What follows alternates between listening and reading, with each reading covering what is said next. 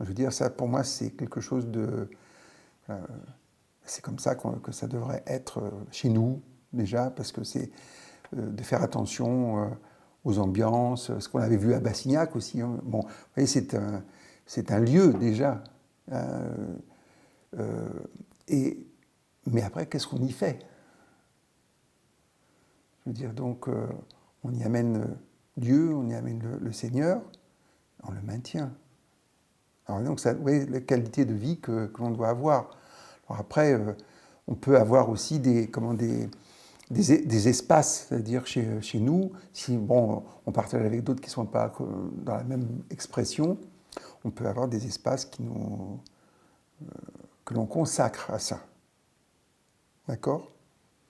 Et là, on voit, il y a des espaces dans les espaces, quoi. Je veux dire, on voit ici, et c'est ce qu'on fait en général. Vous avez vu un peu mon cabinet, c'est pareil, c'est c'est comme un ashram. Et les gens, quand ils rentrent entre guillemets dans mon intériorité. Mon intériorité, c'est la présence du Seigneur.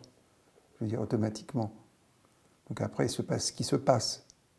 Donc oui, et ça induit beaucoup de choses, c'est-à-dire que on rencontre les gens qu'on doit rencontrer, et quelque part, c'est organisé, on dit par le maître ou par le Seigneur, et oui, on est là, et en même temps, il y a un retrait. Donc la vie devient de plus en plus spirituelle, pour ne pas dire divine. C'est ça qui est intéressant. Et quand on y goûte, après, on a envie d'y rester. Alors, évidemment, on a tendance à sortir un peu de ça. C'est la vie, c'est comme ça. Mais on a tous les moyens pour y retourner.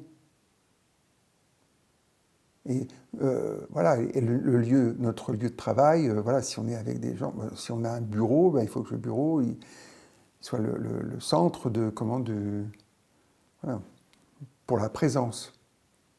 Et après, c'est comme un cœur qui va avoir une incidence sur tout l'organisme autour, mais sur la ville. Donc vous voyez, même si on n'en est pas conscient, ch chaque abhyasi, chaque méditant, chaque personne qui vit en Dieu, c'est là où je trouve qu'il faut qu'on ouvre un peu notre compréhension et notre cœur, c'est qu'il y a beaucoup d'êtres à leur manière, qui amènent cela.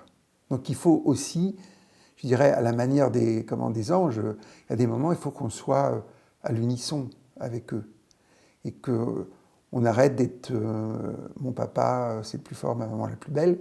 Je veux dire, oui, on est là, on a les parents qu'on a, on a la voix que l'on a, et on remercie, et c'est fantastique. Mais Dieu œuvre globalement, depuis tout le temps. Il est toujours présent. Je veux dire.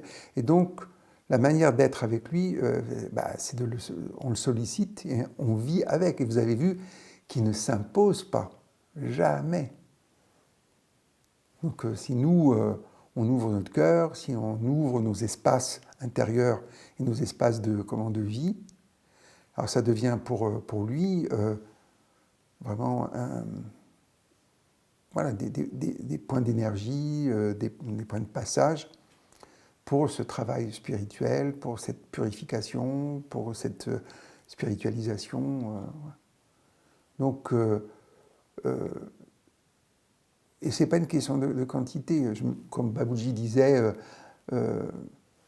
un saint pour un continent ou un saint pour un million de personnes, ça peut suffire.